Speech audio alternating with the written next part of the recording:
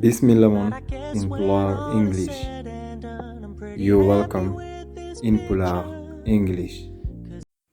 It's very cold and it's raining.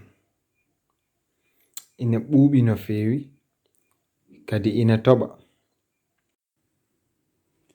Why don't you wear your gloves and your scarf? Ko waɗi a ɓornaaki gaŋuuji ma ɗi e kaala ma ka? I don't know where they are. Mi anda to ɗum woni.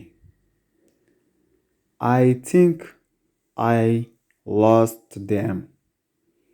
Mbeɗe sikki tan mi perdi ɗum. At least put your coat on before you go out. No way fof ɓorno wutte ma tekkuɗo ko adi aɗa yalta.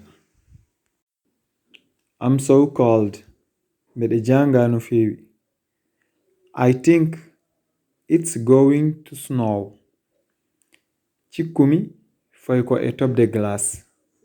I'm going to wear my boots. Komi ɓornoytoɗo paɗam mawɗe ɗe.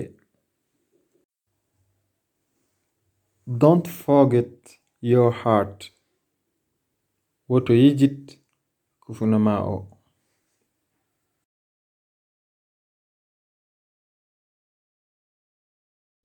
Bismillah mon in Pulaar English. You're welcome in Pulaar English.